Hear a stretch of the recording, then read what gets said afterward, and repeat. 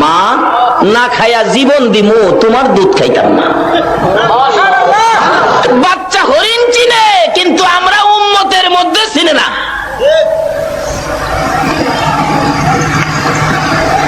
বাচ্চা দুইটা এখন উল্টা কাঁদতেছে, মা মা গো তোমার দুধ খাবো না।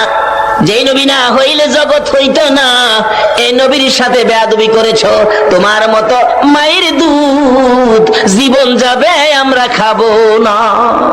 বাবারে কি করবি? মা চলো যাই, নবীর সামনে যাই, নবীর একটু দেখবো, নবীর কাছ থেকে বেয়াদবির ক্ষমা নিব, তারপরে আমরা তোমার দুধ খাবো। তো চলো যাইতেছে। এই দিক দিয়ে শিকারী বলেন, কি ব্যাপার, আমার হরিণ কই? বাবারে একটু থাকো, অপেক্ষায় থাকো, কিছুক্ষণ পরে হরিণ ফিরে আসবে। আশ্চর্যের কথা, হরিণ ছাড়লে আবার ফিরে আসে নাকি? আরে আসবে, না আসা পর্যন্ত আমি এখানে আসি, তুমি চিন্তা করো না। এটা যদি না আসে, আমি আরেকটা ধৈর্য আমি তোমারে দিব। নবী ডাক দিলে হরিণ আইবনি? কয় না দি।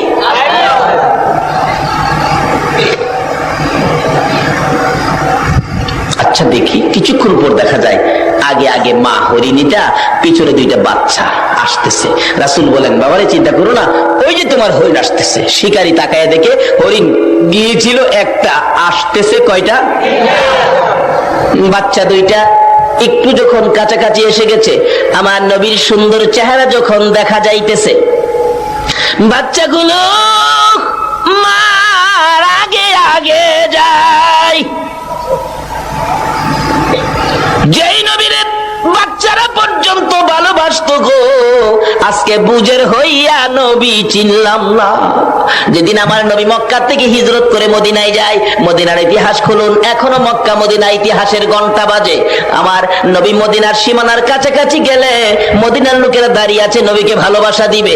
যেই নবীর ভালোবাসা রে ইয়াসরিব নামের পাথরের দেশ সোনার মদিনা হয়ে যায়।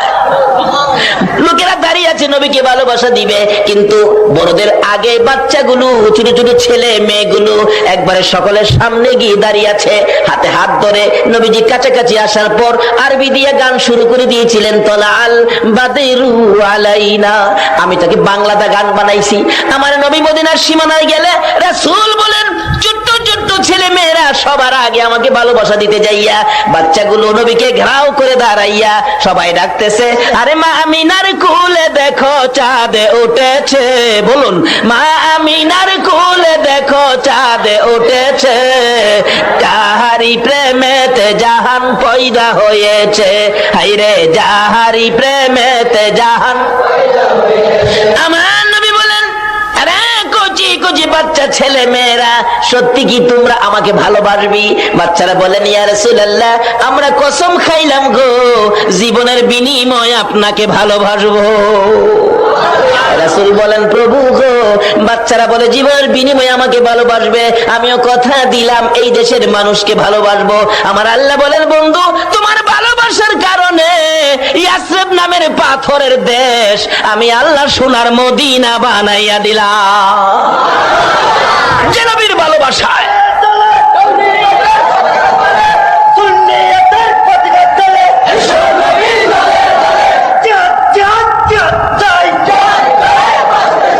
আসুন আগে বাড়ি। বাবারা, কুচি কুচি বাচ্চারা পর্যন্ত নবীরে চিনত, মার কোলের শিশুরা পর্যন্ত নবীকে চিনত। আজকে আমাদের কোন ভূতে ধরছে নবীকে নিয়ে ধাক্কাধাক্কি করি? হরিণের বাচ্চাগুলো মার আগে আগে দৌড়ে যাইয়া একবারে নবীজির পাও মোবারকে পড়ে ডাকতেছে, আল্লাহর নবী গো, ও দয়ার নবী, মা বেয়াদবি করেছে, মাফ করে দেন, না হয় আমরা মার দুধ খাবো না, জীবন দিব, দুধ খাবো না। বড় হরিণ কাছে দাঁড়ায় রয়েছে। আমার নবী ডাকে, ও শিকারী দেখ, হরিণ গিয়েছিল একটা, ফিরে আসছে তিনটা। আল্লাহু আকবার। একবার হরিণের দিকে চাই, আবার বাচ্চার দিকে চাই, আবার আমার নবীর সুন্দর চেহারার দিকে চাই। অবশেষে ডাক মারলেন, যেই নবী একটা হরিণ ছাড়লে তিনটা ফিরে আসে রে, আমি আর হরিণ নিব না, আমি সেই নবী নিয়ে নিলাম। এইভাবে রাহমাতাল লিল আলামিনের প্রচার আমার আল্লাহ সমাজে ঘটিয়েছেন। সেই নবীর উম্মত হতে পেরে বলুন আপনারা খুশি না বেজার? এখন সে নবীর উম্মত হতে গেলে কোরআনের মধ্যে কিছু সিস্টেম দিয়েছে, সিস্টেম মাইনা উম্মত হতে হবে। আল্লাহ বলেছেন ইয়া আইয়ুহাল্লাযীনা আমানু কাউ ওয়াসজুদু ওয়াবুদু রাব্বাকুম ওয়াফআলুল খায়রা লাআল্লাকুম তুফলিহুন। আল্লাহ বলতেছেন এই কোরআনে আখিরি নবীর উম্মতের উদ্দেশ্যে ইয়া আইয়ুহাল্লাযীনা আমানু বলছে, আপনাদের কথা বলছে। আমানু আপনারা, বাজান আমানু আপনারা। আবার কোরআনের আরেক জায়গায় বলছে ইয়া আইয়ুহাল্লাযীনা আমানু ইত্তাকুল্লাহ, তোমরা আমারে ভয় করো। তোমরা কারা ভয় করতে বলছে? আমানু, ঈমানদার। আরেক জায়গায় বলছে ইন্নাল্লাহা হাশতারা মিনাল মুমিনিনা আনফুসাহুম ওয়া আমওয়ালাহুম বিআন্না লাহুমুল জান্নাহ। এই কোরআনের মধ্যে, এই কোরআনের ঘর আপনাদের এলাকায়, এই হাফিজিয়া মাদ্রাসা এই কোরআনের মধ্যে আছে। আল্লাহ বলতেছেন মুমিন আর মুত্তাকি, মুমিন আর মুত্তাকি তারা হবে আমার জান্নাতি। মুমিন আর মুত্তাকি তারা হবে আমি আল্লাহর জান্নাতি। বলবেন হুজুর জাহান্নামের লেগে তো ভয় করে। জাহান্নামের চিন্তা করেন না, আমরা জাহান্নামে যাব না, আমরা জান্নাতে যাব। এটা আমার কথা না, এই কোরআনের মধ্যে বলছে। আসুন সামনে। প্রথমত বলছেন ইয়া আইয়ুহাল্লাযীনা আমানু, যেই কিতাবে যেই কোরআনে এই ঘোষণা দিবেন, এই কোরআন চ্যালেঞ্জ করছেন আল্লাহ, ইন্না নাহনু নাযালনা যিকরা ওয়া ইন্না লাহু লাহাফিজুন। কোরআন আমি অবতীর্ণ করেছি, এই কোরআন হেফাজত করব আমি আল্লাহ। কাকে দিয়ে করাবো? হাফেজে কোরআনদেরকে দিয়ে। যারা কোরআনে হাফেজ হয়েছে আল্লাহ বলেন তারা আমার নিজস্ব লোক, হামিলুল কোরআন আহলুল্লাহ। এখন আমার নবী বলেন প্রভু আমার ঘরে হাফেজ তোমার নিজস্ব লোক। হাফেজ তো আমি নবীর ঘর মাদ্রাসার থেকে হয়েছে, এই লোক তোমার নিজস্ব হলো। যারা মাদ্রাসা করলো, যারা মাদ্রাসায় সহযোগিতা দিল, যারা জায়গা দিল, এই মাদ্রাসা না করলে তো হাফেজ হইতো না, মাওলানা হইতো না, আলেম হইতো না। তাইলে তুমি এদের ব্যাপারে কিছু কইলা না, শুধু হাফেজ বানাইলো তাদের, তাকে তুমি তোমার লোক কইয়া নিয়ে গেলা। যারা আমি নবীর ঘর বানাইলো এদের কিছু দিবা না? আল্লাহ কই বন্ধু এদের ফায়সালা তোমারে দিলাম। আমার নবী কথা হলে তুমি শুনে রাখো, যারা আমি নবীর ঘর বানাইলো, আমি নবীর ঘরে সাহায্য সহযোগিতা দিল, হাফেজ হওয়ার পিছনে টাকা পয়সা ক্ষয় খরচ করলো, তারা হলো আমি নবীর নিজস্ব লোক। আজকে আপনারা হলেন নবীর নিজস্ব লোক, যেই নবী একজন উম্মত বাকি থাকা পর্যন্ত বেহেশতে যাবে। এখন সে নবীর উম্মত হতে গেলে এই মাদ্রাসা দরকার, এই কোরআন শরীফ দরকার। কোরআনের মধ্যে বলেছেন ইয়া আইয়ুহাল্লাযীনা আমানু, এখানে ইয়া আইয়ুহান নাস কয় নাই, ইয়া আইয়ুহাল্লাযীনা কাফারু কয় নাই, বলছে আমানু। আপনাদের কথা বলতেছেন, একবার বলুন আলহামদুলিল্লাহ। যারা বাড়ি গেছে হারারে কয় না, আজকে যারা বইসা রইছেন আপনারা বলেছেন ইয়া আইয়ুহাল্লাযীনা আমানু, ও পৃথিবীর ঈমানদাররা। তো বাড়ির যারা গেছে হ্যাঁ ওদের হাজার পাইছে, এরাও পাইছে, মা বোনেরাও পাইছে। মহিলাদের মধ্যে ঈমানদার আছে না? সবাইরে ডাকছে, মেয়ে পুরুষ। ইয়া আইয়ুহাল্লাযীনা আমানু উরকাউ ওয়াসজুদু ওয়াবুদু রাব্বাকুম। মেয়ে পুরুষ সবাইকে বলছে রুকু সেজদার মাধ্যমে রবের ইবাদত করো, রুকু সেজদার মাধ্যমে রবের ইবাদত করো। রুকু সেজদার মাধ্যমে ইবাদতের নাম হলো নামাজ। রুকু সেজদার মাধ্যমে ইবাদতের নাম নামাজ। বলুন ইবাদতের নাম কি? নামাজ। এটা আল্লাহ বলছে, যদি এই নামাজ পড়েন তাহলে আল্লাহ কত খুশি হয়। মাগো মেয়ে লোকেরা, সন্তানকে নামাজ শিক্ষা দিবেন, আপনারা আল্লাহর কাছে পুরস্কৃত হবেন, আর আপনার সন্তান জান্নাতি হবেন। পুরস্কৃত কিভাবে হবেন? বাস্তবে আসেন। শেখ ফরিদের জীবনের মধ্যে আসছে, ফরিদের মা ফরিদকে বলছে বাবা ফরিদ তুমি নামাজ পড়ো। ফরিদ বাচ্চা ছেলে জিজ্ঞেস করে মা নামাজ পড়লে কি হবে, কি পাবো, কি দিবে? আল্লাহ মজা দিবে, তাই নাকি? তাহলে আমি নামাজ পড়বো। উজু করতে গেলে মা নামাজের বিছানা বিছাইয়া বিছানার নিচে চিনির পুটলা বানাইয়া রাইখা দেয়। একদিন, দুদিন, 1 মাস, 2 মাস, 6 মাস, 9 মাস নামাজ পড়তে পড়তে ফরিদ নামাজের প্রতি একটা মহব্বত হলো। নামাজের পরে মজা পায় বিছানার নিচে। ঘটনাক্রমে ফরিদের মা ঘরে নাই। নামাজে ফরিদের মা চিন্তা করো না, আমি আল্লাহ কি একটা দিন চিনি দিতে পারি না। ফরিদের মা আশ্চর্য হয়ে গেলেন, কে সেই শব্দ শোনালো? অপেক্ষায় আছে ফরিদের মা। ফরিদ নামাজ শেষ করে বিছানা টান দিলেন, নিচে তাকাইয়া দেখেন অন্যদিন একটা পুতলা থাকতো, আজকে তার চাইতে বড় বড় 3টা পুতলা আমার আল্লাহ দান করে দিছে। বলুন সে আল্লাহ এখনো আছে কিনা? বাজান, সে আল্লাহ বলেছে রুকু সেজদার মাধ্যমে রবের ইবাদত করো, রবের ইবাদত করো, রুকু সেজদার মাধ্যমে যা চাইবেন তাই পাইবেন। তবে এখানে বলেছেন রুকু সেজদার মাধ্যমে রবের ইবাদত করো, কিন্তু তারপরে জান্নাত দিব এ কথা কয় নাই। তারপরে বলছে আফআলুল খায়রা, আফআলুল খায়রা, আফআলুল খায়রা, ভালো কাজ কইরো। রুকু সেজদার মাধ্যমে রবের ইবাদতের নাম নামাজ, নামাজের পরে ভালো কাজ কইরো, ভালো কাজ কইরো। বাজান, যারা মাদ্রাসা প্রতিষ্ঠা করেছে, যারা আজকে মাদ্রাসায় ছাত্র দিয়ে হাফেজ বানাইছে, যারা আজকে কোরআনের পক্ষে বসে আছেন, বলুন এই কাজটা ভালো না খারাপ? আমার আল্লাহ বলেন আফআলুল খায়রা, ভালো কাজ করো, ভালো কাজ করলে পুরস্কার আসবে। লাআল্লাকুম তুফলিহু। শুধু নামাজ পড়ে বেহেশতে যাবেন, ভালো কাজ যদি না থাকে। এক বেচারা নামাজও পড়ে দুধের মধ্যে পানি দেয়, দুধে পানি দিয়া নামাজ পড়ে। আপনারাই ফাইসালা দেন, দুধ কত সুন্দর জিনিস। মুসা আলাইহিস সালাম জিজ্ঞেস করেন, আল্লাহ আল্লাহ তোমার একটা কথা বলি, তুমি রাগ হইবা? আল্লাহ বলেন কি কথা? রাগ হইবা নি? আগের কথা কইলে রাগ হবো না। আল্লাহ তুমি কি খাও না?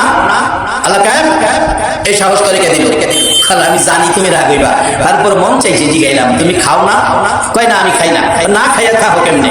তোর কাছে কই দিব? মুসা আলাইহিস সালাম কথা বেশি কইতেন। পরে জিগাই, আল্লাহ তুমি যদি খাইতা তাহলে কি খাইলা হইলে? খাইলে তুমি কি খাইলা হইলে? যাক, একজন লোক, এটা কমিটি দেখতেছে। আপনারা কেউ কথা বলেন, আপনারা কেউ কথা বলেন। সবাই যাইতে হবে না, 2 জন গেলেই হবে। সবাই যায় না, আপনাদের কেন? তার পাগলামি সে করতেছে, সে করুক। এতক্ষণ তো আমি দেখতেছি, আমি তো বলি নাই। মা বসেন, আপনারা বসেন। লা ইলাহা ইল্লাল্লাহ, লা ইলাহা ইল্লাল্লাহ, লা ইলাহা ইল্লাল্লাহ, লা ইলাহা ইল্লাল্লাহ।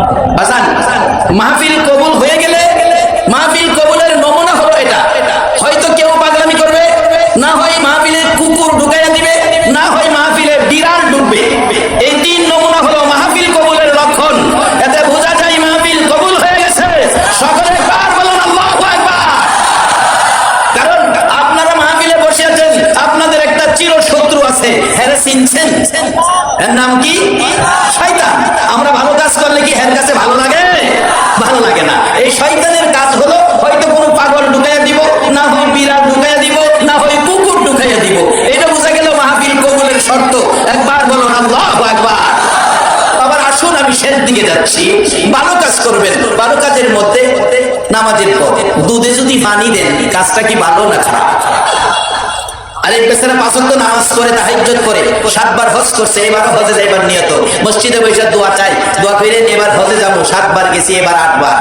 পার্শ্ববর্তী বাড়ির একজনে কয়, হের লেগে দোয়া কইরেন না, দোয়া করলে কোনো লাভ হবে না। কারণ এর ছোট ভাই বোনেদের সম্পদ যা ছিল এর নিজের নামে সব লেখা লাইছে। নিজের ভাই বোনেদের হক মাইরা মক্কা মদিনায় হজ কইরা জান্নাতে যাওয়া সম্ভব হবে না। দুধে পানি দিয়া নামাজ পড়া বেহেশতে যাওয়া যাবে না। আল্লাহ বলছে নামাজের সাথে ভালো কাজ করতে হবে। তাফআলুল খায়রা, যদি ভালো কাজ করতে পারেন, লাআল্লাকুম তুফলিহুন, তাহলে আপনি সফল কাম। বাজান, সকল ভালো কাজের মধ্যে শ্রেষ্ঠ ভালো কাজ হবে মা বাবার খেদমত করা। মা বাবার খেদমত, বর্তমান সময়ে মা বাবার খেদমতের বেলায় ত্রুটি, এটাই হবে আমার শেষ কথা। আজকে যদি কোরআন পাশে থাকতো, মা বাবা খেদমত পাইতো। আজকে যদি নবীর সুন্নাহ কাছে থাকতো, মা বাবা খেদমত পাইতো। বাজান বাস্তবে আসুন। কিছুদিন আগের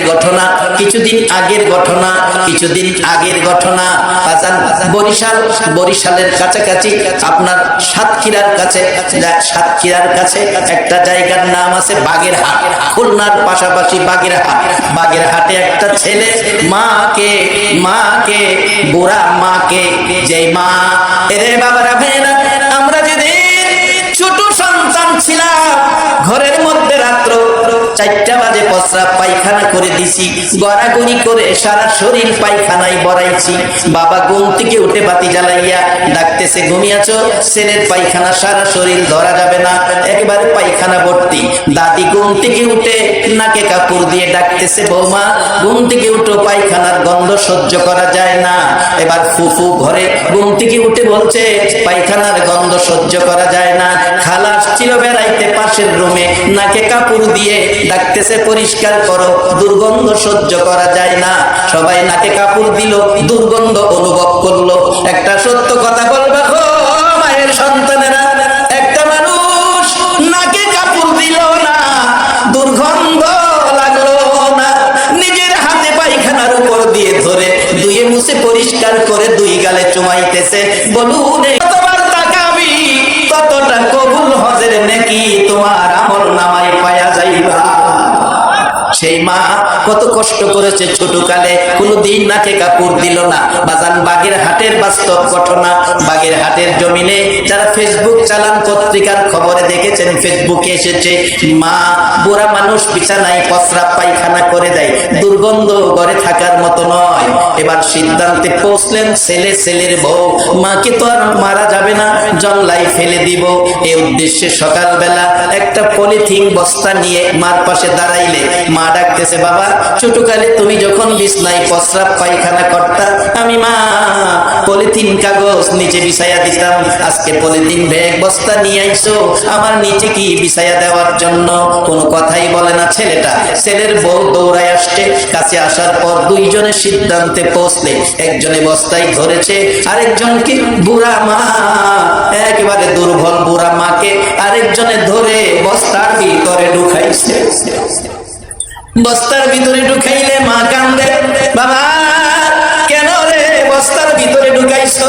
আমার প্রস্রাব পায়খানার গন্ধ করে আমারে বস্তায় ঢুকাইছো। যেদিন তুমি প্রস্রাব পায়খানা করেছো সবাই নাকে কাপড় দিত, আমি মা জীবনে একটা দিন নাকে কাপড় দেই না। আমার নবী বলেন, উম্মতেরা রে, এ মায়ের পায়ের নিচে তোমার জান্নাত। বস্তার ভিতরে ভরে মুঠি বাইন্ধা রওনা হলেন খুলনা বাগেরহাটের জংলায়, যেখানে মানুষের চলাফেরা নাই, ওই জংলার মধ্যে বস্তাবন্দি মাকে ফালায়া চলে আসতেছে। মা নড়াচড়ি করতে করতে পলিথিন বস্তার ভান খুলে গেছে, মাথাটা বাহির হয়ে গেছে, ছেলের দিকে তাকাইয়া কাঁদতেছে, বাবা বাবা গো কেমনে আমারে ফালাইয়া যাইতেছো? রাত্র 2টা বাজে যদি বাড়িতে আইসো গো বাবা, সারা গ্রামের মানুষ ঘুমাইতো, আমি মা দরজা খুইলা দাঁড়াইয়া থাকতাম, আমারে ফালাইয়া যাইতেছো, যাও, দুর্গন্ধ করে প্রস্রাব পায়খানা, যাইতেছো, যাও, যা বাবা যাও। কি বলবো আল্লাহ রে, আমার ছেলেটা আমারে ফালাইয়া যাইতেছে। আল্লাহ আমি দোয়া করি মা হইয়া তুমি মার দোয়া কবুল কইরো, আমার বাবারে সহি সালামতে বাড়ি পৌঁছাইয়া দিও। ছেলে মাকে ভুলে যাই গো, মা ছেলেকে ভুলে না, এমন দরদি মারে আর ব্যথা দিও না। বাজান ইবাদত করে জান্নাতে যাওয়া যাবে না, কত ইবাদতকারী জাহান্নামী হবে। কোরআন বলেছে, আমিলাতুন নাসিবাতুন তাসলা নারান হামিয়া। বাজান জান্নাতে যাইতে হলে ইবাদতের সাথে থাকতে হবে ভালো কাজ। সর্বোত্তম ভালো কাজ হলো মা বাবার খেদমত। আল্লাহ বলেছেন, ওয়াকাদা রব্বুকা আল্লা তা'বুদু ইল্লা ইয়্যা ওয়া বিল ওয়ালিদাইনি ইহসানা। ইবাদত করো আল্লাহর, খেদমত করো তোমার মা বাবার। বাজান এই শিক্ষার ট্রেনিং এর সেন্টারটার নাম হলো মাদ্রাসা। এই শিক্ষা, এই ট্রেনিং এর ঘরটা হলো মাদ্রাসা। কোরআন সুন্নাহ মোতাবেক এই ট্রেনিং দিবে মা বাবা। কত গুরুত্বপূর্ণ সম্পদ। আল্লাহ আমাদেরকে মাদ্রাসার পক্ষে খুব ইব্রাহিম আলাইহিস সালামের জীবনী খুলুন। ইব্রাহিম আলাইহিস সালাম আদরের সন্তান, একমাত্র সন্তান ইসমাইল। ইব্রাহিম থাকে সিরিয়াতে, ইসমাইল আলাইহিস সালাম থাকে মক্কাতে। মক্কাতে বিয়ে করে চিঠি লিখলেন, বাবা ইব্রাহিম, বাবা একটু কষ্ট করে আসেন, আপনার আদরের ছেলে ইসমাইল বিয়ে করেছে, বাবা একটু বউটা দেখে যান। ইব্রাহিম আলাইহিস সালাম খুশি, অনেক দিন হলো সন্তানটারে দেখি না, যে সন্তানের গলায় আমি আল্লাহকে খুশি করার জন্য ছুরি চালিয়েছিলাম, সন্তানটারে দেখে আসি। ঘোড়া চালাইলেন, বুড়া মানুষ কষ্ট করে মক্কায় গিয়ে ইব্রাহিম আলাইহিস সালাম ইসমাইলের বাড়ির গেটে ডাক দিলেন, ইসমাইল বাড়িতে আছো? ইসমাইল ভিতর থেকে গরম সুরে জবাব, কে? এত বড় দুঃসাহস, আমার স্বামী সম্মানী ব্যক্তিত্ব নাম নিয়ে ডাকো, কে তুমি? মাগো, আমি একজন বুড়া মানুষ, বহু দূর থেকে আসছিলাম ইসমাইলকে দেখার জন্য, আবারও নাম নিয়ে বলো? ইসমাইল বাড়িতে নাই, বাসায় নাই। কোন সময় আসবে গো মা? তাও বলতে পারি না। মাগো, এত রাগ দেখাও কি লিগা? এত কথা শুনতে চাই না। মা, আমি তো মেহমান আসছিলাম, আমি কি করব? ইসমাইলে চাইছো, ইসমাইল নাই, তাহলে কি আমি যাবো গা? যাও গা মা, যাইগা। ইসমাইল আসলে বইল, ঘরের চৌকাটটা ভালো না, এটা যেন বদলায়। বাবা বলে গেছে চৌকাট ভালো না। ইব্রাহিম চলে গেলেন সিরিয়ার দিকে। কিছুক্ষণ পর ইসমাইল আলাইহিস সালাম বাড়ির গেটে এসে দাঁড়াইয়া দুইটা চোখের পানি ছেড়ে ছেড়ে ডাকে, বিবি, বিবি গো, আমার বাড়িতে কি কোনো মেহমান আসছিল? ও বিবি, আমার নাকে দিয়ে আমার বাবা ইব্রাহিমের গন্ধ লাগতেছে। আমার নাকে ইব্রাহিম, আমার বাবা ইব্রাহিম আলাইহিস সালামের গন্ধ লাগতেছে, বলো কোনো মেহমান আসছিল কিনা? বিবি ঘর থেকে বলে, হ আসছিল, একটা বুড়া লোক, নাম কি জানি না, আয়েশা তোমাকে নাম নিয়ে ডাকে। কত বড় দুঃসাহস! ইসমাইল আলাইহিস সালাম বুঝে ফেলেছে আমার বাবা ইব্রাহিম ওই তো আমার নাম লইয়া ডাকে। যত বড়ই হোক, বাবা কি নাম নিয়ে ডাকে না? এই ডাকের মধ্যে একটা শান্তি লাগে কিনা বলো? সারা বাংলাদেশে কোথাও আমি দুবার চলছে কেউ তুই করে ডাক দেয় না। বাড়িতে গেলে আমার মা নাই, বুড়া বাবা, বাড়িতে গেলেই জিগায়, আজকে কই গেছিলি? আবার বিকাল বেলা বাড়তে বাহির হইলে জিগায়, আজকে কই যাবি? কি যে শান্তি লাগে! এই শব্দটার মধ্যে যেন জান্নাতের শান্তির গন্ধ। ইসমাইল আলাইহিস সালাম কান্দে, বিবি গো, আমাকে যে নাম নিয়ে ডেকেছে এটাই তো আমার বাবা ইব্রাহিম আলাইহিস সালাম। তুমি কি আমার বাবার খেদমত করো নাই? না, না করি নাই। ডাক দাও নাই? না। বাড়িতে বসতে কও নাই? না। বলছে চলে যাবে, বলছি চলে যাও। আর কিছু বলে নাই। একটা কথা বলেছে। কি বলেছে গো বিবি? স্বামী, আমি দেখি ঘরের চৌকাট ভালো, ওই বুড়া লোকটা বলেছে ঘরের চৌকাট ভালো না, চৌকাটটা যেন বদলাইয়া ফেলো। সঙ্গে সঙ্গে বাহিরে দাঁড়াইয়া বলছে, বিবি গো, ইনি আমার বাবা গো ইব্রাহিম খলিল, তোমার ব্যবহারে অসন্তুষ্ট হইয়া আমার বাবা বলে গেছে ঘরের চৌকাট বদলাইতে। চৌকাট তো ঘরের চৌকাট নয়, চৌকাট হইলা তুমি। আমার বাবার মনে কষ্ট দিয়েছো, বাবা বলেছে তোমাকে বদলানোর জন্য। আমি ঘরের ভিতরে আসবো না, এখান থেকে বাবার খুশির জন্য নির্দেশ দিলাম, আমি ঘরে আসার আগে তুমি ঘর থেকে বেরিয়ে যাও। বাবা খুশি করার জন্য ইসমাইল আলাইহিস সালাম স্ত্রী বের করে দিলেন, তালাক দিলেন। আর বর্তমান সময়ের যুবকেরা স্ত্রী খুশির জন্য মা বাবাকেও ঘর থেকে বের করে দেয়, বাদ দেয় না। কত কিছু খায়, কত মার্কেটিং, নিজের ঘরে ফল ফলাবি। বাবা একটা সিজন গেল, একালি কমলা বাবার কপালে, নিজের কপালে নিজে কোরআন মেরেছ। মা বাবাকে যারা না খাওয়ায়া নিজে খালি খাইছে। বাবারা কষ্ট হইতেছে আপনাদের? আমি শেষ দিকে গেছি, মা বাবার জন্য কি করতে হবে সেদিকে যাচ্ছি। এবার ইসমাইল আলাইহিস সালাম বাবার খুশির উদ্দেশ্যে বিবি বাদ দিয়ে আবার বিয়ে করলেন, আবার চিঠি লিখলেন, বাবা আবার কষ্ট করে এসে দেখে যান চৌকাটটা বদলাইছি। ইব্রাহিম আলাইহিস সালাম বলতেছে বড় বিবির কাছে সিরিয়াত থেকে, সাহারা আমার বাবা ইসমাইল চিঠি লিখছে, আবার বিয়ে করছে, বউটা একটু দেখে আসি, তুমি অনুমতি দাও। বড় বিবি কয় অনুমতি দিতারি, গোড়ার উপরে উঠে যাইবা, গোড়ার থেকে এক নজর দেখা চলে আসবা, গোড়ার থেকে মাটিতে পাও লাগাইতে পারবা না।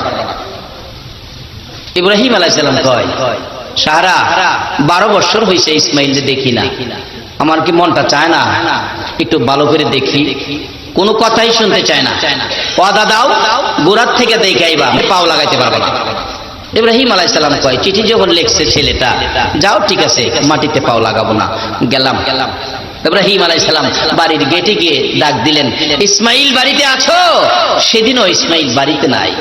ঘরের ভিতর থেকে ওই নতুন বিবি ডাকে, কে গো তুমি?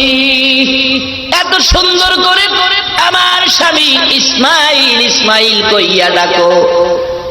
মাগো আমি অনেক দূর থেকে আসছি, সিরিয়াত থেকে আসছি, আমি একজন বুড়া মানুষ, আমি তোমাদের মেহমান। কই আমার ইসমাইল? ইসমাইল বাড়িতে নাই। কবে আসবে বলতে পারি না। যাই হোক আপনার পরিচয় আগে দেন, ইসমাইলের পরিচয় আর নিতে হবে না। আপনি কে? ও বৌমা, আমি হলাম গো তোমার স্বামী ইসমাইলের বাবা হযরতে ইব্রাহিমে খলিল। এই কথা বলার পর বিবি ইসমাইলের বিবি একটা চিৎকার মেরে ঘর থেকে বেরিয়ে গেলেন, বাবা গো তুমি কি ইব্রাহিম? আল্লাহু আকবার। তুমি কেমন বাবা গো? বাহির থেকে তুমি চলে যাইতে চাও, তুমি ঘরে আসলা না, বাহির থেকে পরিচয় নিয়ে দিয়ে যাইতে চাও। হ্যাঁ বাবা, গোড়ার থেকে নামো, আমি তোমার ছেলে ইসমাইলের বিবি, আমি তোমাকে খেদমত করব, তোমাকে নাস্তা পানি খাওয়াবো। বাবা নামো। জবাব দিচ্ছে, মাগো আমি নামতে পারবো না, তোমার শাশুড়ি মার সাথে ওয়াদা দিয়ে আসছি, গোড়ার থেকে নামতে পারবো না, মাটিতে পাও লাগাইতে পারবো না। এবার ইসমাইল আলাইহিস সালামের দ্বিতীয় বিবি পায়ে ধরে ডাকতেছে, বাবা গো আমি তোমাকে যেতে দিব না গো বাবা, আমি তোমাকে যেতে দিব না। গোড়াতে যদি মাটিতে নামতে আমার শাশুড়ি মা নিষেধ দিয়ে থাকে। বাবা দাঁড়ান, মাটিতে পাও দিতে হবে না, কিতাব লেখে একটা পাথর আইনা গোড়ার পাশে রাইখা বললেন, বাবা গো মাটিতে পাও দিতে শাশুড়ি নিষেধ করেছে, পাথরের কথা তো বলে নাই। বাবা আপনি পাথরের উপরে নাই, মা দাঁড়ান। আল্লাহু আকবার বলুন। বাবা শ্বশুর আব্বা গো পাথরের মধ্যে দাঁড়ান, পাথরের মধ্যে দাঁড়ান। ইব্রাহিম আলাইহিস সালাম সন্তুষ্ট হলেন, এই ছেলের বউয়ের ব্যবহার। পাথরে নাইমা দাঁড়াইলে পাওগুলো ধোয়াইলেন, হাত মুখ পানি দিয়ে ধোয়াইলেন। ইসমাইল আলাইহিস সালামের বিবি মাথার চুল লাগাইয়া শ্বশুরের পায়ের পানিগুলো মুছে দিলেন। কিছু খাবার হাতে দিয়ে বললেন, বাবা গো খাবার খান, আর কিছু খাবার আমার শাশুড়ি মার জন্য নিয়ে যান। বলুন এই ব্যবহারে ইব্রাহিম খুশি হবে না বেজার হবে? খুশিতে বাগ বাগ হয়ে গেছে। বৌমা গো খুশি হলাম গো, আমার ইসমাইল কোন সময় আসবে গো বৌমা? লম্বা ঘটনা সংক্ষেপ করে দিলাম। বৌমা গো কোন সময় আসবে ইসমাইল? ইসমাইল আসলে বইল এবারের চৌকাট বড় ভালো গো, আমার ইসমাইল যেন চৌকাটটার না বদলাই। বৌমা প্রশ্ন করলেন, শ্বশুর আব্বা এ কি বললেন? এটা কি চৌকাট? আমি তো বুঝতে পারি না। রে বৌমা তোমার বুঝতে হবে না, আমার ইসমাইল এই ব্যাপার ভালো বুঝে। এমন সময় বিদায় হয়ে যাবেন, ঘোড়ার উপরে উঠলেন, রওনা হলেন। ঘটনাক্রমে কিছুক্ষণের মধ্যে আবার ইসমাইল এসে গেছে। বাড়ির সামনে দাঁড়ায়া চোখের পানি ছেড়ে কান্দে, কই গো আমার আদরের বিবি গো, আজকে কি কোনো মেহমান আসছিল আমার বাড়িতে? কেন জানি গো আমার নাকে আমার বাবা ইব্রাহিমের গন্ধ লাগতেছে। বিবি সত্য করে কো কেউ আসছিল কিনা? বিবি বেরিয়ে এসে বলতেছে, স্বামী গো আসো গো স্বামী, ঘরের ভিতরে আসো, আজকে আসছিল বাবা ইব্রাহিম আলাইহিস সালাম। ইসমাইল একটা চিৎকার মারলেন, ঘরের ভিতরে ঢুকলেন। বিবি কই গো আমার বাবা? 12টা বছর বাবা দেখি না, বলো আমার বাবা গো দিলেন, স্বামী গো বাবারে রাখতে পারি নাই, বাবা নাকি শাশুড়ি মার সাথে কথা দিয়ে আসছে, দেরি করতে পারবে না। কি করলি গো? আমি কি বাবারে পাইতাম না। এবার বিবি বলতেছে, স্বামী গো বাবারে রাখতে পারি নাই, আসো বাবার দুইটা পা মোবারকের পাথরে দাগ রেখেছি। এই পাথরে বাবা দাঁড়িয়েছিল, এই যে দেখো পাথরে দাগ রয়ে গেছে, যাইয়া দেখবেন এই পাথরটা এখনো খানায় কাবার দরজার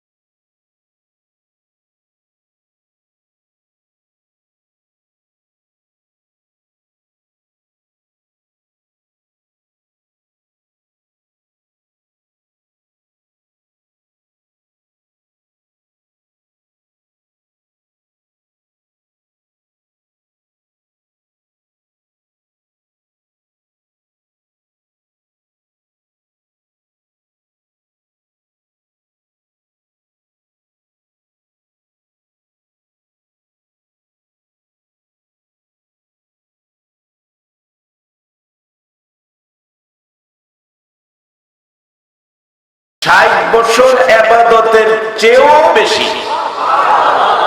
যেই নবী এই সুন্দর রাস্তাগুলো আমাদেরকে দিয়ে গেলেন, এই রাস্তায় থাকা বলুন দরকার আছে কিনা? আমার নবীর মেরাজের পক্ষে বসতে আপনারা রাজি আছেন কিনা? নবীর মেরাজ কি ঘরের ভিতর হয়েছে না বাহিরে হয়েছে? ঘর থেকে বাহির করে সফর করিয়েছে।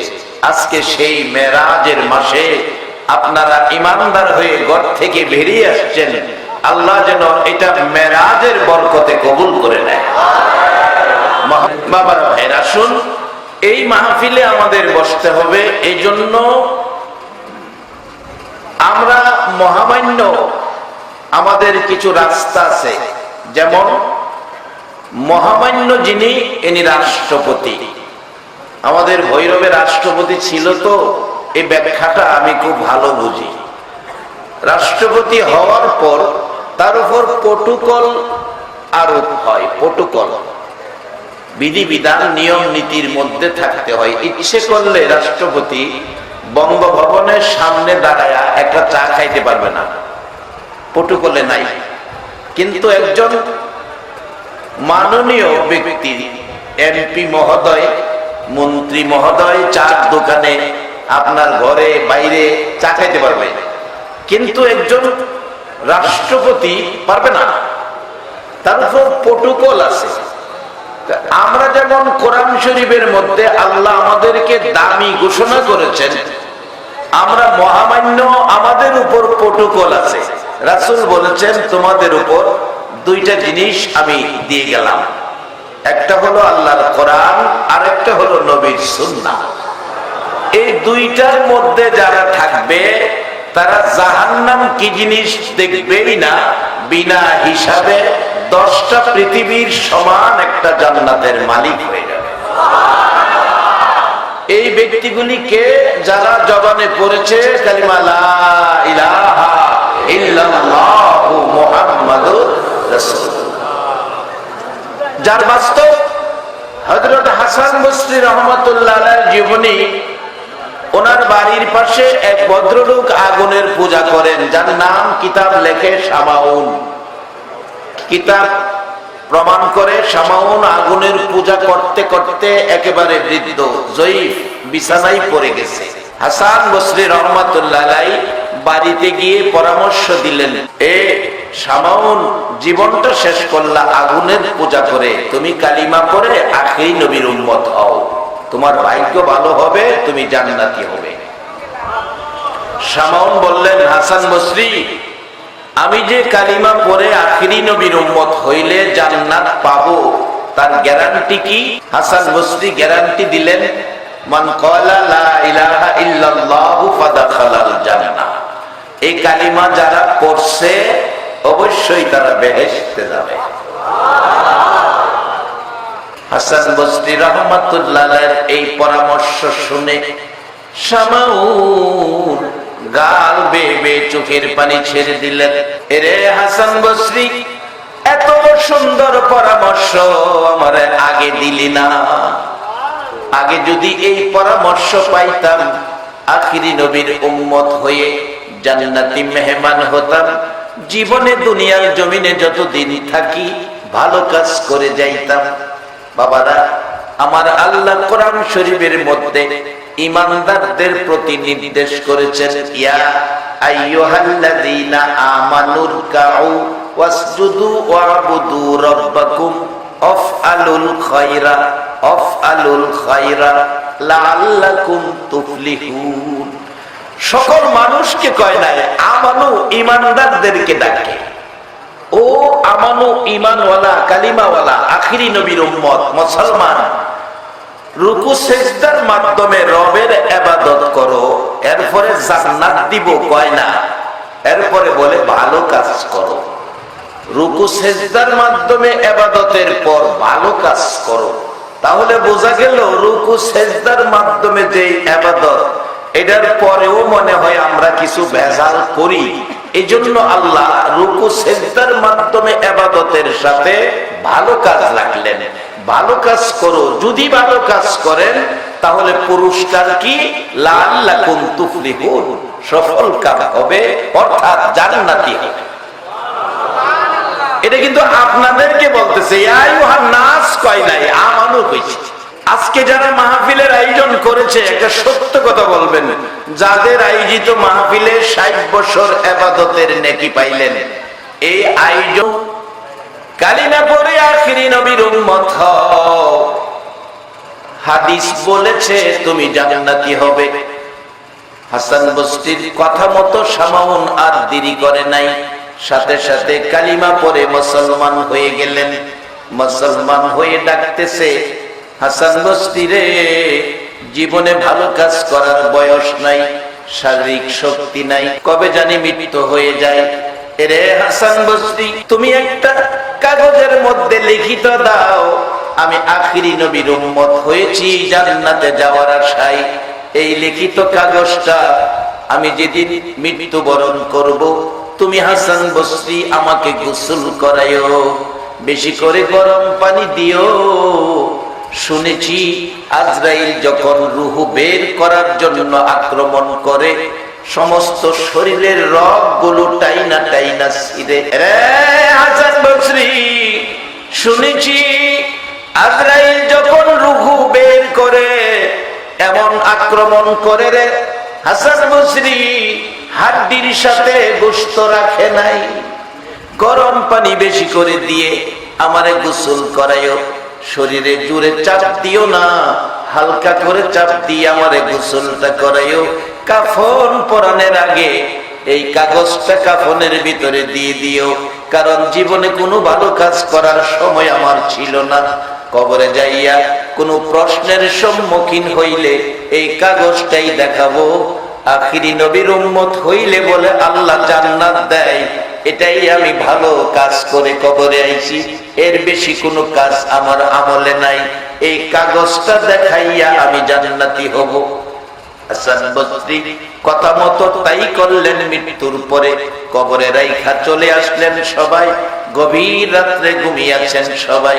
হাসান বসরি রহমাতুল্লাহ আলাইহি বলেন, রে পৃথিবীর মানুষেরা, আমি স্বপ্নে দেখি শামাউন আমার ঘরে এসে আমারে ডাকতেছে, ও হাসান বসরি, এই লও তোমার কাগজ, তোমাকে দিয়ে গেলাম, তোমার কাগজ আমার প্রয়োজন পড়ে নাই। আল্লাহর কসম রে হাসান বসরি, আখিরি নবীর উম্মত হইয়া নবীর কালিমাটা লইয়া কবরে যাওয়ার কারণে আমার আল্লাহ আমার জান্নাত দান করেছে। রে আখিরি নবীর উম্মতেরা, এই নবীর উম্মত হইয়া যারা পৃথিবীতে এসেছো, এর চেয়ে বড় কপালওয়ালা মানুষ পৃথিবীর জমিনে আর নাই। তাই এই নবীর পক্ষে থাকতে বলুন আমরা রাজি আছি কিনা? কিসের ভয়? এই নবীর পক্ষের মেহমানের এই শানে আমি গজল বানাইছি, বলবো বলবো। নবীজির গোলামের, নবীজির আশিকের কোনো চিন্তা নাই, চলো নবীজির জান্নাতে মদিনাতে যাই, চলো নবীজির জান্নাতে মদিনাতে যাই। নবীজির গোলামের, নবীজির আশিকের কোনো চিন্তা নাই, চলো নবীজির জান্নাতে মদিনাতে যাই, চলো নবীজির জান্নাতে মদিনাতে যাই। কে কে যাবে মদিনায়, মদিনাতে কান্দে নবী উম্মতের মায়া, কে কে যাবে মদিনায়, মদিনাতে কান্দে নবী উম্মতের মায়া।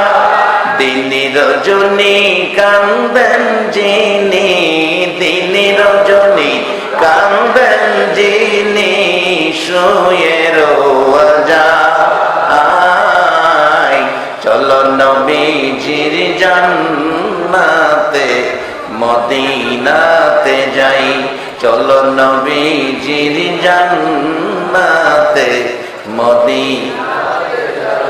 কঠিন হাসরের দিনে বেহেশত যাবে না নবী উম্মত বিনে। কঠিন হাসরের দিনে বেহেশত যাবে না নবী উম্মত বিনে। মাফ করিয়ে দিবেন আল্লাহ, মাফ করিয়ে দিবেন আল্লাহ নবীর ওসিলায়। চলো নবীজির জান্নাতে মদিনাতে যাই, চলো নবীজির জান্নাতে মদিনাতে যাই। রে বাবারা ভাইরা, মেরাজুন নবী এই ঘটনা কেন ঘটলো, তার কারণ কি? এত উপরের সফর কেন নবীর করতে হলো? নবীর জন্য নয়, নবী ঘর বাড়ি করার জন্য নয়, নবী গাড়ি বাড়ি করার জন্য নয়, নবীর জীবনের সবগুলি কষ্ট উম্মতের নাজাতের জন্য। বাবারা ভাইরা, মেরাজুন নবী এই বরকতের মাস, এই মাসের বরকত কত আমরা জানি না।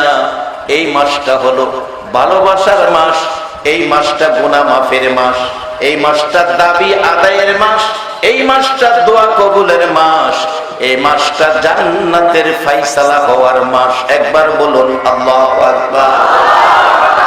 আরে বাবারা ভাইরা, এই মাসে আমার নবীকে আমার আল্লাহ এমন এক কাজ করিয়েছে সকল নবী রাসূলের জন্য যা ছিল অসম্ভব।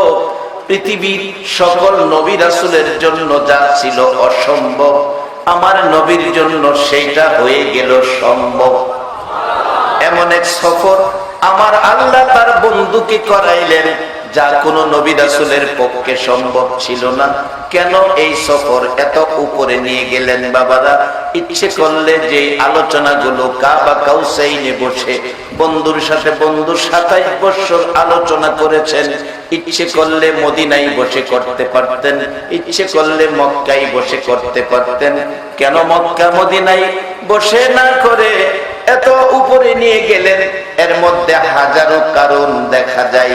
একটা কারণ হলো এখন বিজ্ঞানের যুগ, বিদুর্মীরা বিজ্ঞান দিয়ে আকাশে যায়, চন্দ্রে চলে যায়। এখন বিদুর্মীরা চন্দ্রে যাবে, আকাশে উড়বে। মুসলমান যদি উপরে যাইতে না পারে, মুসলমানদের দুর্বলতা হবে, মুসলমানদের মুখ কালো হয়ে যাবে। আমার আল্লাহ বলেন, ও বন্ধু, এমন সফর তোমার করাইয়া দিলাম। পৃথিবীর বিজ্ঞান কেন, বিজ্ঞানের বাবারও ক্ষমতা নাই এই সফর করার জন্য। আখিরি নবীর উম্মতের মান সম্মান ইজ্জত যেমন বেশি, কাম কাজ করে দেখাইয়া দিলেন আমরা ইজ্জত কোনোদিনই আমরা নিচে থাকবো না, আমরা উপরে আছি। এত উপরে আমাদের নবীরে নিয়ে গেলেন যেখানে জিবরাইলও যাওয়ার ক্ষমতা। তাই এই নবীর উম্মতের দাম জিবরাইলের চেয়েও বেশি। জিবরাইলের ক্ষমতা যেখানে শেষ, এই নবীর উম্মতের ক্ষমতা হ্যাঁ তো শুরু। এইগুলি রোজগার করে দিয়ে গেছে নবী মুহাম্মদুর রাসূলুল্লাহ। আজকে তো কষ্ট করে এই মান সম্মান রোজগার করে, দাম ইজ্জত রোজগার করে দিয়ে গেলেন যিনি, সেই নবীকে নিয়ে আমাদের দেশে টানাটানি। বাবারা, অনেকগুলি কারণ নবীকে এই সফর, কিন্তু মূল সবগুলি কারণের মূল গিয়ে হলো উম্মতের ইজ্জত সম্মান, উম্মতের দাম বাড়িয়ে দেওয়া। কিভাবে? বাস্তবে আসেন। আজকে মেরাজুন নবী সাল্লাল্লাহু আলাইহি ওয়াসাল্লাম, কোরআন শরীফে আল্লাহ নিজে ঘোষণা দিয়েছেন এমন এক শব্দ দিয়ে যেটা আশ্চর্য কিছু হইলে শব্দটা ব্যবহার হয়। যেমন আজকে সাগরের মধ্যে একটা বাচ্চা পড়ে গেছে 5 বছর, 15 দিন পর ছেলেটা পানির নিচ থেকে জীবিত উঠে আইছে। এই আশ্চর্য খবর শুনলে আপনারা কি কইবেন? সুবহানাল্লাহ বলবেন না? সুবহানাল্লাহ কয় কি 15 দিন পানির নিচে বাচ্চাটা কিভাবে রইল? আশ্চর্য আশ্চর্য খবরে আমরা সুবহানাল্লাহ বলি। আল্লাহ বললেন আমার বন্ধুর সফর এটা আশ্চর্য। সকল নবী রাসূলের জন্য ছিল অসম্ভব, আর নবীর জন্য করলাম সম্ভব। এটা এক আশ্চর্য সফর, যার দরুন আল্লাহ নিজেই এই কোরআন শরীফে বলেছেন সুবহানাল্লাযী আসরা। এক আশ্চর্য সফর আমার আপনার নবীর বেলা হয়েছে। প্রশ্ন আসতে পারে, হুজুর এই আশ্চর্য সফরের কারণ কি? আসুন দেখি কারণগুলো কি। অনেকগুলো কারণ, এর মধ্যে মূল কারণ হলো মা আমেনা।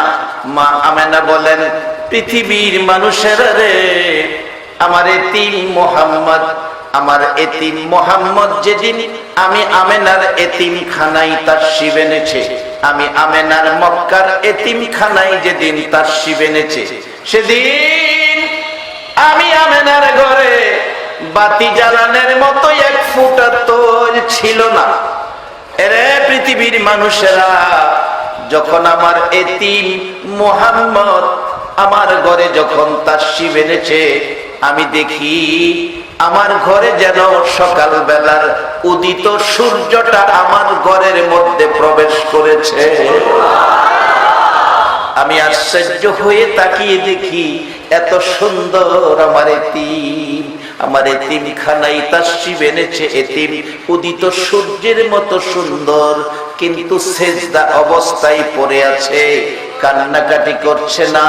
অন্য ছেলে মেয়েরা ভূমিষ্ঠ হয়ে কান্নাকাটি করে, কিন্তু আমার এতিম কান্নাকাটি করছে না। ডাক্তারের থিওরি হলো বাচ্চা ভূমিষ্ঠ হয়ে যদি কান্নাকাটি না করে, হয়তো বাচ্চা হাবা হবে, না হয় বাচ্চা বোবা হবে। মা আমেনা বলেন, আমার এতিম কাঁদে না।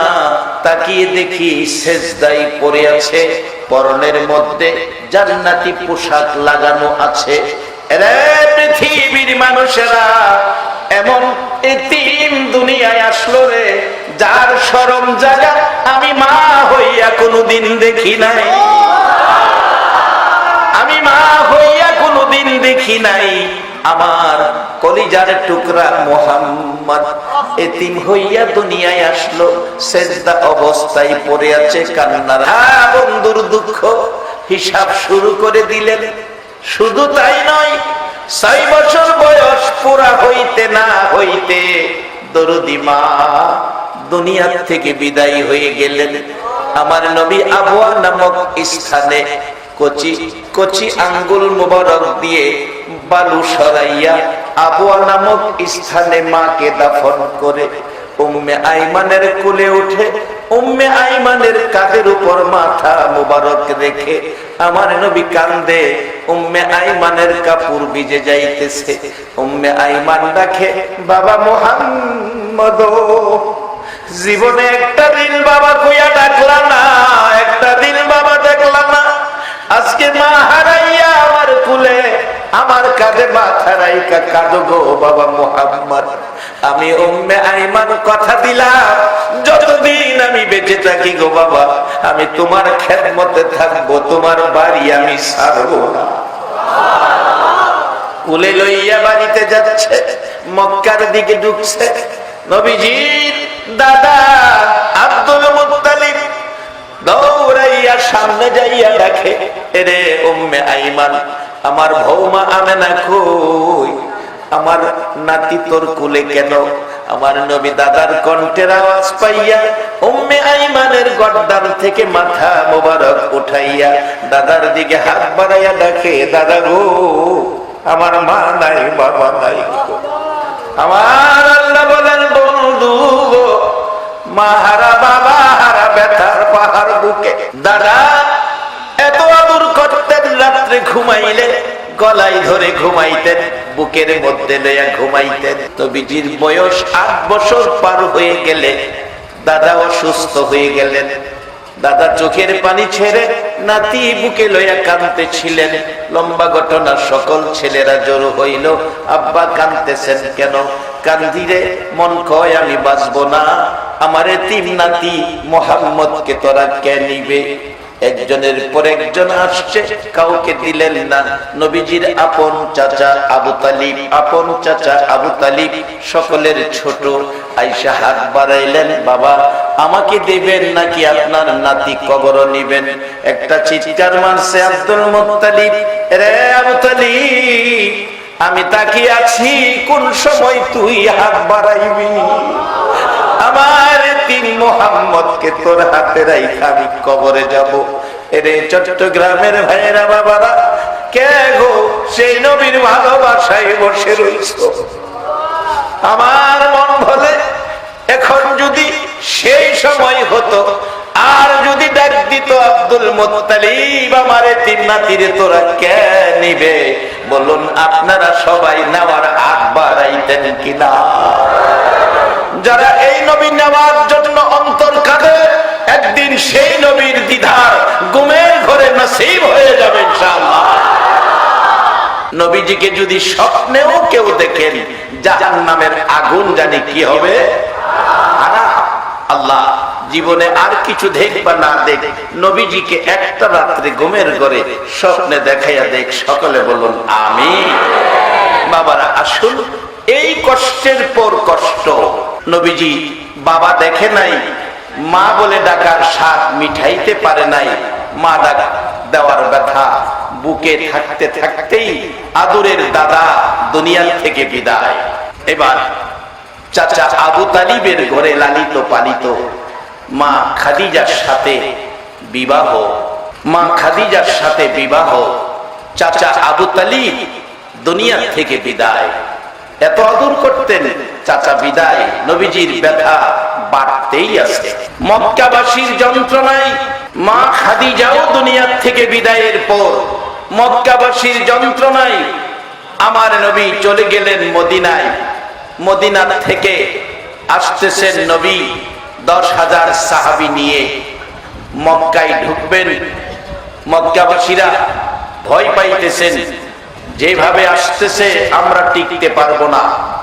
কেউ কেউ আমার আপনার নবীর ভয়ে মক্কা ছেড়ে পালিয়ে গেলেন, লম্বা ঘটনা, কারণগুলি নিয়ে আসছি। আমার নবী মক্কায় ঢুকে গেলেন, 10,000-এর বেশি সাহাবী। মক্কাবাসীরা কে কোথায় যাবে, নাকি মায়ের খায়া মরবে এই ভয়ে অনেকে ছুটাছুটি করছে। রাসূল বলছে না, কেউ তোমরা ভয় পাবে না, ঘরের ভিতর বসে থাকো, না হয় খানায় কাবার পাশে আসো, না হয় যে যেখানে আসো দাঁড়িয়ে থাকো, কাউরে কিছু করা হবে না, সবাইকে ক্ষমার দৃষ্টিতে নেওয়া হবে। তারপরেও কিছু লোক পাহাড়ে আশ্রয় নিতে চাইলেন। কিতাব লেখে এক বুড়ি, বেদিন বুড়ি, তার প্রয়োজনীয় মালামাল গাঠুরি বানাইয়া শেষরাইতেছে, আর আমার আপনার নবীরে গাল মন্দ করতেছে। ঠিক এমন টাইমে নবী সামনে। কি শিক্ষা দিয়ে গেল নবী? কোন শিক্ষায় শিক্ষিত হলে জিবরাইলের চেয়েও আমাদের দাম বেশি হবে? নবী পাশে দাঁড়াইলেন, মা কাকে গাল মন্দ করছো? আব্দুল্লাহর পোলারে, যার বয়ে আশপড়শি মহল্লাবাসী সব চলে গেছে, আমি প্রয়োজনীয় মালামাল নিতে পারতেছি না, বুড়া মানুষ, শেষ টানতেছি। মাগো সাহাবায়ে কেরাম ডাকে, ইয়া